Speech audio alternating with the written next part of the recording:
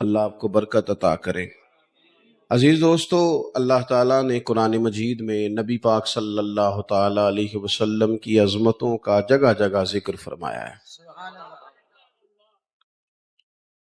ایک ہوتی ہیں انسان کی طبیعت کی مجبوریاں اور طبیعت کی ضرورتیں۔ اللہ تعالیٰ نے جو ہماری طبیعت کی ضروریات تھیں اور جن چیزوں کی ہمیں حاجت تھی وہ ساری چیزیں دے کے ہمارے رسول کو دنیا میں مبعوث فرمایا۔ بعض اوقات ہوتا یہ ہے کہ انسان جب تھوڑا سا کسی چیز کی اصل سے ہٹتا ہے،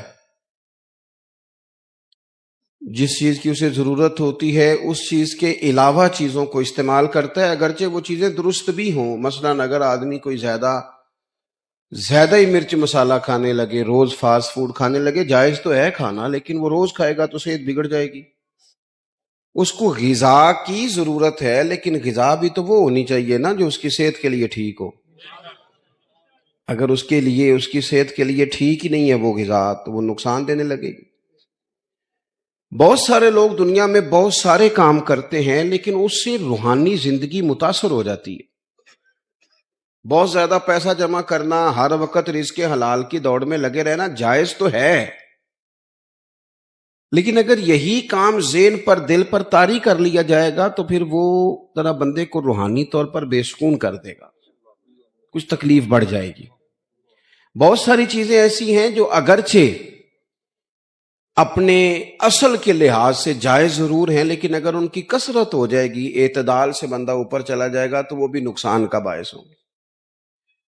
ہماری نہ کچھ عادات ہیں، ہمیں کچھ ضروریات ہیں۔ ہم سب سے زیادہ پریشان اپنی عادتوں سے ہوتے ہیں۔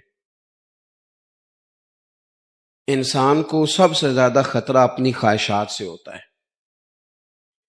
کئی دفعہ وہ بندہ کہتا ہے یار یہ میری کبھی جان چھوٹ جائے نا اس بیماری سے تو میں بچ جاؤں۔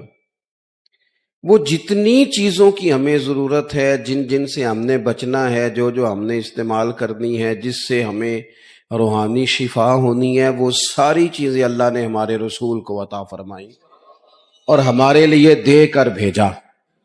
ہمارا کام یہ ہے کہ ہم ان نسخوں کا صحیح استعمال کریں اور وقت پر کریں۔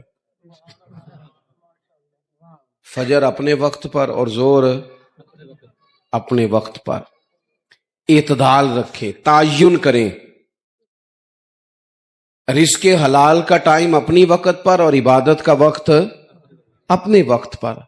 ماں باپ کے حقوق کا تعین پورے طور پر، بیوی بچوں کے حقوق کا خیال بھی ان کے وقت پر۔ تو حضور نے ہمیں اخلاقی بلندیاں عطا کی ہیں۔ نبی پاک علیہ الصلوۃ والسلام نے جو انقلاب برپا کیا وہ اخلاقیات کا انقلاب ہے۔ محنت کرنے کی شریعت بہت زیادہ سپورٹ کرتا ہے، لیکن اگر لوگ محنت زیادہ کریں، بڑا کمائیں، پر ساچی نہ بولیں، اور اگر بددیانتی نہ چھوڑیں تو وہ بہت زیادہ مشقت تھکا دینے والی ہوگی۔